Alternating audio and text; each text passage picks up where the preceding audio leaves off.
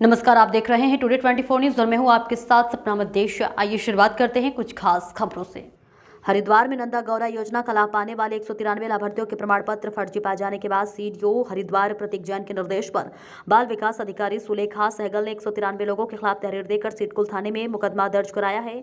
संबंधित धाराओं में मुकदमा दर्ज कर सिडकुल पुलिस मामले की छानबीन में जुट गई है। तो वहीं एक बार फिर धामी सरकार एक्शन मोड में नजर आ रही है। प्रदेश के मुख्यमंत्री पुष्कर सिंह धामी का भ्रष्टाचार और धोखाधड़ी करने वालों के खिलाफ कड़ा रुख देखने को मिला है।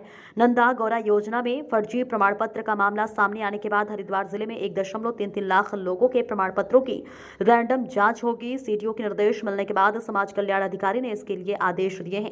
मामला सामने आने के बाद से हड़कंप मच गया है। सीडीओ प्रतीक जैन की ओर से आदेश मिलने के बाद जिला समाज कल्याण अधिकारी टीकाराम मलेठा ने सभी सहायक समाज कल्याण अधिकारियों को अपने अपने क्षेत्र में आवेदकों के प्रमाण पत्रों की रैंडम जांच कराने को कहा है। फर्जी तरीके से योजनाओं का लाभ लेने वाले इन 193 लाभार्थियों पर अब गिरफ्तारी की तलवार लटक रही है। हरिद्वार की सिडकुल पुलिस ने बाल विकास अधिकारी की ओर से दी गई तहरीर में नामजद 193 धोखाधड़ी करने वाले लाभार्थियों पर धारा 420 के साथ ही 467 और 468 की धाराएं लगाई हैं, जिस गिरफ्तारी के डर से लोगों में हड़कंप मचा हुआ है। जाएगी। देखिए, अभी ये ट्रेस करना थोड़ा सा डिफिकल्ट है, क्योंकि जिस आवेदनकर्ता ने सर्टिफिकेट लगाया है उसने किस सीएससी सेंटर पे जाके वो सर्टिफिकेट बनाया होगा, ये हम लोग पता कर रहे हैं। कई आवेदनकर्ता हमारे को ऐसे मिले जो कि खुद भी अनजान है इस चीज़ से। उन्हें लगता है कि उन्होंने जो गलत लगाया वही सही है। हो सकता है किसी ने उनको भ्रमित किया हो, उनको बेवकूफ़ बनाया हो, या फिर हो सकता है वो झूठ बोल रहे हो, वो भी किसी ना किसी मामले में संलिप्त हो और हमारे को गलत इन्फॉर्मेशन दे रहे हो। तो ये गंभीर मामला है जहाँ से भी ये हेराफेरी की गई है, जिसने भी ये हेराफेरी की गई है। अब क्योंकि कार्रवाई हमने चालू कर दी है, पुलिस भी इसमें इन्वॉल्व है, एफआईआर ऑलरेडी फाइल हो चुकी है, विभाग भी इसमें इन्वॉल्व है, उन्होंने भी एफआईआर फाइल करी है। तो हर एक स्तर से जांच की जा रही है कि किस लेवल पे ये हेराफेरी की गई होगी, किसने की होगी, और एंड तक यहाँ पे जाया जाएगा। केवल आवेदनकर्ता को नहीं, बल्कि जिस सेंटर पे जाके या जिससे भी उसने ये चेंज कराया होगा उसको भी यहाँ पे रिस्पॉन्सिबल माना जाएगा, उसकी भी रिस्पॉन्सिबिलिटी फिक्स की जाएगी। मेरे संज्ञान में ऐसा कुछ नहीं है कि किसी की गिरफ्तारी काम चालू कर दिया है। जैसे ही इसमें अगर कोई हमारे को पुख्ता प्रूफ मिलता है तो डेफिनेटली नियमानुसार कार्रवाई की जाएगी। इसमें जैसे 420 की धारा लगी है और सरकारी डॉक्यूमेंट्स में फॉर्जरी की धारा भी लगी है, तो डेफिनेटली गिरफ्तारी का प्रावधान है। अगर ये सिद्ध हो जाता है कि इन लोगों ने गलत किया है तो पुलिस द्वारा गिरफ्तारी भी की जाएगी। कि चूक मुझे लगता है अब आप देखिए, डिजिटल इंडिया का ज़माना है और इसके साथ सरकार की ये मंशा है कि जो भी हो, सारी सर्विसेज जो हैं वो ऑनलाइन किसी ना किसी तरह से सारे सिटीजन्स को मिले। अब जो मैं समझता हूँ, नॉर्मली क्या होता है, कोई भी प्रमाण पत्र के लिए अप्लाई करता है तो वो किसी सीएससी सेंटर पे जाता है, सीएससी सेंटर को बोलता है कि भाई ये मेरे डॉक्यूमेंट्स हैं, आप अटैच कर दो और मेरा प्रमाण पत्र बनवा दो। उसके बाद सीएससी सेंटर पे वो खुद ही कोई ऑपरेटर होता है जो कि प्रमाण पत्र के लिए अप्लाई करता है, और आवेदनकर्ता को आजकल सरकारी ऑफिस जाने की भी आवश्यकता नहीं पड़ती, क्योंकि ये सर्विसेज हमारे को स्मूथ करनी है। और ये सरकार का बहुत, एडमिनिस्ट्रेशन का बहुत अच्छा सिटीजन्स के लिए एक प्लेटफॉर्म है कि सिटीजन्स को धक्के ना खाने पड़े गवर्नमेंट ऑफिस के, वो ऑनलाइन ही अप्लाई करे, ऑनलाइन ही अपना प्रमाण पत्र अपने पास पाले। लेकिन इसमें बस एक ये दिक्कत है कि अगर ऑनलाइन एक प्रमाण पत्र जनरेट हो रहा है, एक पीडीएफ जनरेट हो रही है, तो उसकी जो वैधता है उसको चेक करना हमारे को बहुत ज़रूरी है। क्योंकि पीडीएफ अगर जनरेट हो रही है तो साइन भी डिजिटली ही किए जाते हैं, और पीडीएफ को किसी भी सॉफ्टवेयर के माध्यम से किसी के द्वारा भी एडिट किया जा सकता है।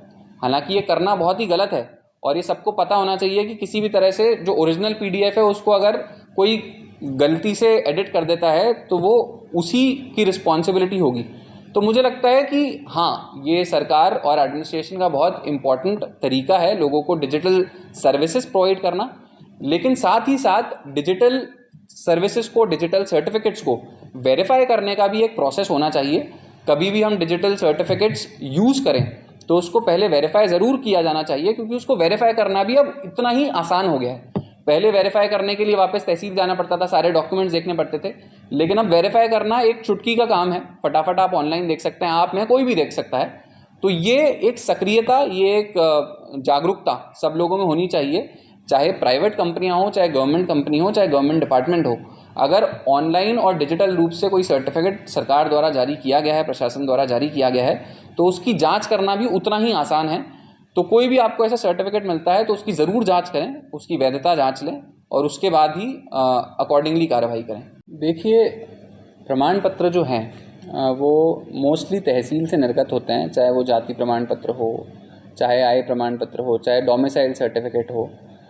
प्रमाण पत्र हमेशा पटवारी की जांच लगती है, उसके बाद तहसीलदार से फॉरवर्ड होते हैं। कुछ प्रमाण पत्र तहसीलदार स्तर से निर्गत कर दिए जाते हैं, कुछ प्रमाण पत्र एसडीएम स्तर से निर्गत किए जाते हैं।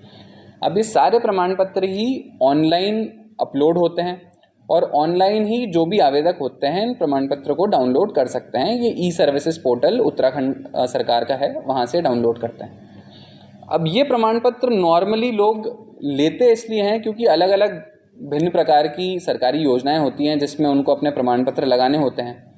तो जाहिर तौर है वो अपने प्रमाण पत्र पहले तहसील से बनवाते हैं और फिर योजनाओं में इन प्रमाण पत्रों को संलग्न करते हैं उस योजना के एप्लीकेशन के साथ। ऐसी ही एक योजना हमारी नंदा गौरा योजना है, जो कि बाल विकास और महिला सशक्तिकरण परियोजना की है, जो बेटी बचाओ बेटी पढ़ाओ योजना के अंतर्गत उत्तराखंड सरकार द्वारा संचालित की जाती है। इस योजना में भी हमने बहुत सारे लाभार्थियों का आवेदन पत्र प्राप्त किया और जब चेक किया कि उसमें आय प्रमाण पत्र जो संलग्न थे आवेदन पत्र के साथ, तो हमने पाया 193 ऐसे आवेदन पत्र थे जिसमें आय प्रमाण पत्र जो लगे हुए थे वो फर्जी थे। ये फर्जी हुए इसलिए क्योंकि तहसील द्वारा तो असली सही जांच के बाद सही प्रमाण पत्र जारी किए गए, लेकिन जो आवेदन करता है उसने उसी सही प्रमाण पत्र में कुछ हेराफेरी करके अपनी आय को कम कर दिया और उसके बाद नंदा गौरा योजना में जो अपना आवेदन पत्र लगाना था उसके साथ फर्जी प्रमाण पत्र अटैच किया गया। तो ये जो मामला है बड़ा संगीन है, बड़ा गंभीर है, क्योंकि अगर आवेदनकर्ता स्वयं अपने स्तर पर ही प्रमाण पत्र में हेराफेरी करने लगेगा तो हमारे स्तर पे बड़ा डिफ़िकल्ट हो जाता है उस चीज़ को वेरीफाई करना। लेकिन उत्तराखंड सरकार ने ITDA ने एक बहुत अच्छी वेबसाइट लॉन्च कर रखी है, eservices.uk पोर्टल है। उस पर आप, मैं, उत्तराखंड का कोई भी आदमी, भारत का कोई भी आदमी केवल एप्लीकेशन नंबर डाल के वेरीफाई कर सकता है कि असली प्रमाण पत्र है या नहीं, और वही हमने भी किया, जो कि हो सकता है पहले नहीं होता होगा। लेकिन इस बार जब नंदा गौरा योजना में जितने भी एप्लीकेशंस आए, जितने भी आवेदन पत्र आए, तो उनको स्वीकार करने से पहले ही हमने एक एक आवेदन को पूरा अच्छे से स्क्रूटनाइज़ किया। उसमें जितने भी प्रमाण पत्र लगे थे उनकी वैधता को हमने ऑनलाइन भी वेरीफाई किया और तहसील स्तर से भी पुनः उसका वेरिफिकेशन कराया। तभी हमारे को ये पता लग पाया कि 193 जो आय प्रमाण पत्र लगे थे वो फर्जी थे। इसलिए है क्योंकि अगर इसे चेक नहीं किया जाता और एकदम प्राइमा फेसी रूप से उसे सही मान लिया जाता, जो कि आप देखेंगे, कोई भी देखेगा तो उसे सही लगेगा, तो हो सकता है इन सारे आवेदनकर्ताओं को भी गलत तरीके से नंदा गौरा योजना का लाभ मिल जाता। और ये प्रकरण जो है वो अन्य सरकारी योजनाओं में भी लागू हो सकता है। और भी ऐसी योजनाएं हैं जहाँ पे आय प्रमाण पत्र संलग्न करने होते हैं आवेदनकर्ता को, अगर उसमें भी इसी तरह की प्रणाली या इसी तरह से फर्जीवाड़ा अगर आवेदनकर्ता करते हैं तो वहाँ पे भी वो गलत तरीके से योजना का लाभ ले सकते हैं। तो इसीलिए जितने भी डिपार्टमेंट्स हैं हमारे यहाँ पे, चाहे समाज कल्याण हो, चाहे अल्पसंख्यक डिपार्टमेंट हो, ऐसे जो भी डिपार्टमेंट्स होते हैं जिसमें लोगों को लाभ दिया जाता है सरकारी योजनाओं का, उसमें कोई भी आय प्रमाण पत्र लगे या कोई किसी भी तरह का प्रमाण पत्र लगे, मेरे द्वारा सभी डिपार्टमेंट को निर्देश दिए गए हैं कि एक बार उसको अप्रूव करने से पहले सर्टिफिकेट जो साथ में लगाए हैं या जो भी डॉक्यूमेंट्स लगाए गए हैं उसको पूर्णतः अच्छे तरीके से जांच ज़रूर कर लें। क्योंकि ये बिल्कुल भी नहीं होना चाहिए, कतई नहीं होना चाहिए कि जो डॉक्यूमेंट वहाँ पे लगा हुआ है वो फर्जी है, तो उसके असली होने का और उसको प्रमाणित करने का जो रिस्पॉन्सिबिलिटी है वो भी डिपार्टमेंट के जो अध्यक्ष हैं, जो हमारे विभाग अध्यक्ष हैं, चाहे किसी भी विभाग की योजना हो, उनकी स्वयं की बनती है। आगे अगर कभी भी ऐसा होता है तो उन्हीं की रिस्पॉन्सिबिलिटी फिक्स की जाएगी और ये भी इंश्योर किया जाएगा कि पहले जो ऑलरेडी लाभ ले चुके हैं उनके भी प्रमाण पत्र को हम लोग फिर से वेरीफाई करने की प्रोसेस अब चालू कर दिए हैं, ताकि हमारे को ये पता चल जाए अभी तक कोई ऐसा आवेदनकर्ता तो नहीं है जिसने गलत तरीके से लाभ लिया जा चुका हो उसके द्वारा। तो ये प्रक्रिया भी गतिमान है। समाज कल्याण विभाग ऑलरेडी भी ये स्टार्ट कर चुका है। हमने पाया समाज कल्याण विभाग में भी पेंशन के लिए 37 प्रमाण पत्र हमारे को ऐसे मिल गए हैं अलग अलग तरीके के। कई जाति प्रमाण पत्र गलत मिले, कुछ आय प्रमाण पत्र गलत मिले। तो अगेन इससे हमें पता चलता है कि हाँ, ये जो चल रहा है ये ग्राउंड लेवल पे लोगों द्वारा या CSC सेंटर्स द्वारा कुछ ना कुछ प्रमाण पत्रों में हेराफेरी की जा रही है। तो ये मैसेज देना सब लोगों को बहुत ज़रूरी है, CSC सेंटर्स को बहुत ज़रूरी है कि अगर ऐसा कोई भी करता हुआ पाया जाता है तो उसके खिलाफ FIR तो होगी ही, उसके खिलाफ कानूनन कार्रवाई भी होगी और हो सकता है उसको जो अभी तक लाभ मिला है उसकी भी उससे वसूली हम लोग करें। तहसील से की गई है, तहसील द्वारा संबंधित तहसील से करवाई गई जांच। नहीं, अभी तो जांच होगी, पकड़ में तो तब आएगा। शुरुआत नहीं, इस नंदा गौरा योजना हमारा एक शासनादेश के अकॉर्डिंग कमेटी होती है जिला स्तरीय, जो जिले पे ब्लॉक में आए आवेदनों को जिला स्तर पे स्वीकृत करती है।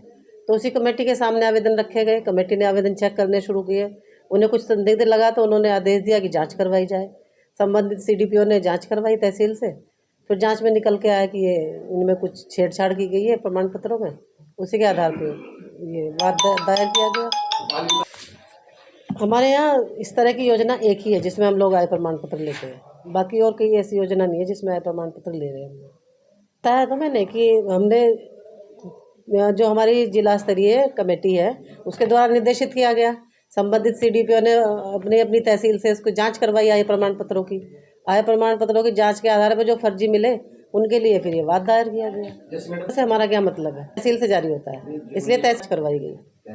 किसने क्या किया, हम जो भी कमेटी डिसाइड करेगी, कमेटी के अध्यक्ष CDO साहब में जो भी वहाँ से डिसाइड होगा वही कार्रवाई होगी। जैसे जो नंदा देवी जो योजना के तहत जो फ्रॉड की शिकायत आई थी, इसमें मुकदमा तत्काल संबंधित विभाग के द्वारा देने के बाद दर्ज कर लिया गया था। चूँकि इसमें 193 लाभार्थी अभी इसमें पाए गए हैं संदिग्ध, तो इन सभी लाभार्थियों की जो दस्तावेज हैं जो वेरिफिकेशन किया गया है और किसके द्वारा वेरिफिकेशन किया गया है, समस्त में अभी बयान की प्रक्रिया चल रही है, इसको और तेज किया जा रहा है और बयानों के आधार पर समस्त दस्तावेजों के वेरिफिकेशन के बाद जो प्रारंभिक जांच में जो विभाग से मिली है उसके आगे सब साक्ष्यों के बाद ही इसमें पूरी कार्रवाई, चाहे गिरफ्तारी हो चाहे अन्य जो कार्रवाई हो, वो की जाएगी। मुझे मुख्य विकास अधिकारी द्वारा निर्देश प्राप्त हुए थे कि आपके पास जितनी भी जो भी योजनाएं हैं, चाहे वो पेंशन वाली है या छात्रवृत्ति वाली है, अनुदान से संबंधित कोई भी योजना है, उनके जो भी अभिलेख, उनके साथ जो संलग्न जो अभिलेख रहता है उनका आप एक बार जांच कर लें। वैसे तो सर को हमने बता भी दिया था कि हम पूर्व में ही उनको लाभ देने से पहले एक बार हम लोग ऑनलाइन उनका वेरिफिकेशन जरूर कर लेते हैं। फिर भी सर के निर्देश हैं, हम लोगों ने एक्चुअली ये कर दिया कि ऑफिस स्तर पर भी मैंने जो प्रत्येक पटल है उनको ये निर्देश दे दिया कि पिछला जो इस वित्तीय वर्ष में हम लोगों ने जो स्वीकृतियाँ की है उनके पर डे हर पटल ने एक रजिस्टर हम लोगों ने मेंटेन कर दिया है। पर डे हम लोग रैंडमली 10-10 आवेदन पत्र हम लोग चेक कर रहे हैं। जिनको हम लोग अब तक लाभ दे चुके हैं उनके आवेदन पत्र तो हमारे पास कार्यालय में है ना, तो प्रत्येक पटल में हम हमारा जो पटल सहायक है उनके माध्यम से जो ऑनलाइन है पोर्टल के माध्यम से या शादी वाला जैसे प्रमाण पत्र है उसको मैरिज के माध्यम से हम लोग चेक कर रहे हैं। एक्चुअली में इस वित्तीय वर्ष में अभी 37 प्रकरण ऐसे थे कि जो लोग सस्पेक्टेड थे, कई लोगों ने इनकम सर्टिफिकेट में वो किया हुआ था, एडिटिंग करके आय उनकी ज़्यादा थी, एडिटिंग करके उसको कम दर्शाया गया था, लेकिन उनको हमने लाभ लेने से पहले ही उनको रोक लिया था। मतलब हमारे जो पास जो आवेदन पत्र आते हैं वो सहायक संरक्षण अधिकारी के माध्यम से हमारे पास आते हैं, लेकिन प्राथमिक स्तर पर ही मतलब सहायक संरक्षण अधिकारी आवेदन पत्रों की जांच करते, तो वहीं उन लोगों ने उनको ट्रेस कर दिया था, उन लोगों को किसी प्रकार का कोई लाभ नहीं मिला अभी तक। आगे के लिए मुख्य विकास अधिकारी महोदय के निर्देश के क्रम में जो 37 प्रकरण जो निकले हुए हैं, सहायक संरक्षण अधिकारी को हमने उसमें निर्देश दिए हैं कि वो विस्तृत जाँच प्राप्त कर लें कि एक्चुअल में जो एडिटिंग हुआ है वो किस स्तर से हुआ है। उसमें जो भी विधि सम्मत जो भी कार्रवाई हो उसका हम लोग जरूर करेंगे उसमें।